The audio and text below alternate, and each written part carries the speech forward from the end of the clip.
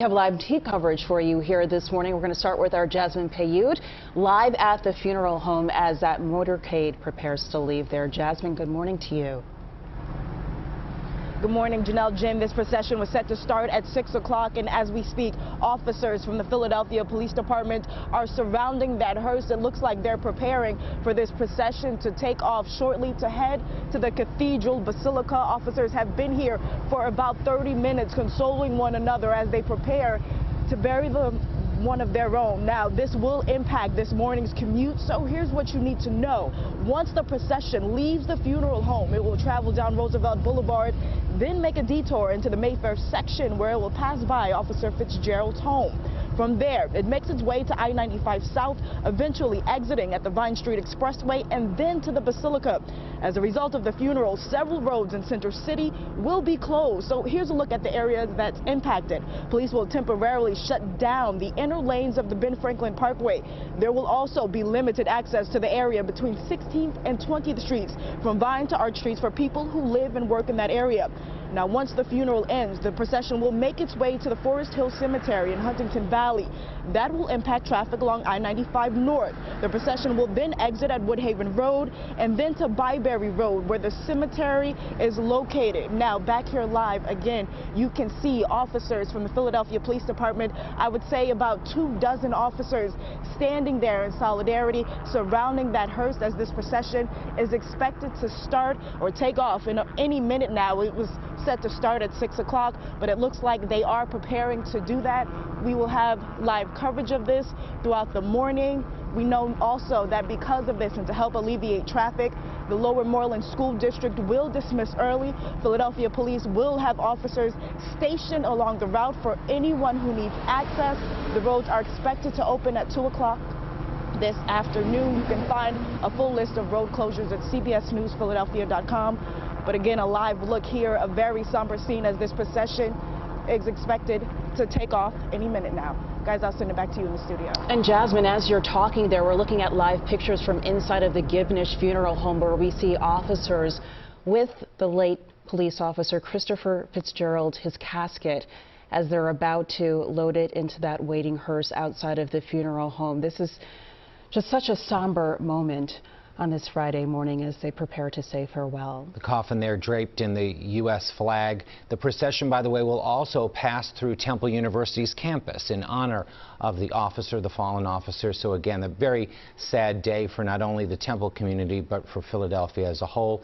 And again, they are making the transfer right now of the casket to the hearse awaiting there, and then the procession will begin, as Jasmine said, just moments from now. And let's take a moment to watch as the police officers here, as they put his casket into the hearse, and you can see a number of officers standing, saluting as this is happening.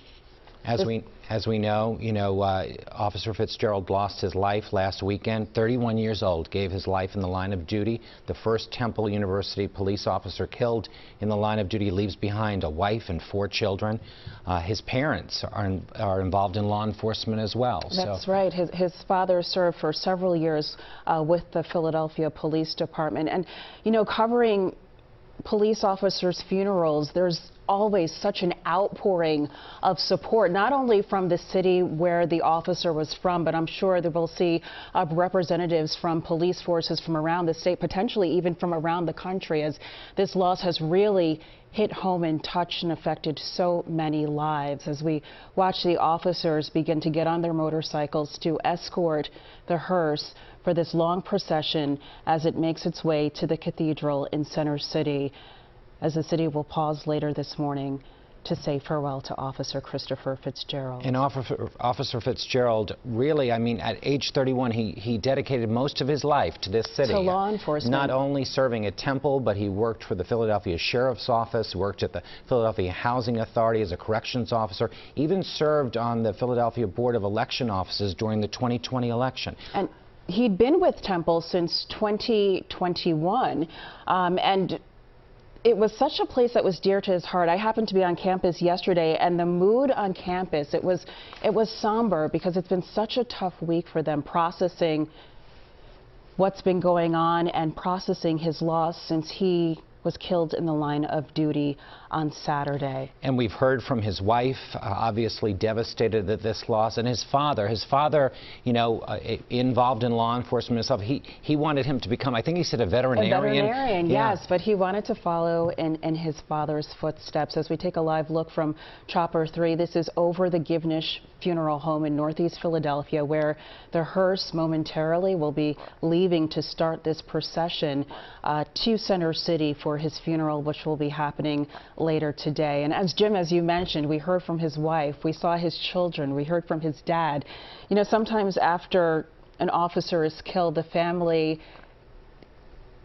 they're just so devastated that understandably they don't want to talk with the media. But this family made the decision that they wanted to honor his memory by speaking about him, sharing about his passion for law enforcement, his passion for his family, and his passion for making a difference in this city. And so we have seen such an outpouring of support for his family and his friends and the police community leading up to this very somber day. And he was so involved with young people in the community, which makes it even more disturbing that his life was taken at the hands of a young person, a teenager. That's right. We know that he was involved in a number of community organizations, including running organizations, with a goal of curbing the gun violence here in his city and in this city, and the irony of him losing his life in this tragic way just hits so close to home and just so devastating for all who knew and loved him. And as Jasmine had mentioned, once the hearse leaves the funeral home here, the procession is going to make its way. It's going to take quite a bit of time until it gets to the Cathedral Basilica of Saints Peter and Paul. So if you are heading out this morning, you have a commute, especially on I-95, be aware of this. You may want to take an alternate route if you can, but as you can see right now, the motorcycles are individually leaving now to begin this procession, carrying our fallen officer to the Cathedral Basilica of Saints Peter and Paul for what will be a funeral service later on this morning. And here we see the hearse now leaving the Givnish Funeral Home in the Northeast. They are making this service open to the public because Officer Fitzgerald, he was a man of the people. He so loved this city, his family says. And so there will be a viewing before the funeral service later today, so an opportunity for the public to come by and pay their respects. And we found out that Governor Josh Shapiro will be delivering the eulogy at his service this morning.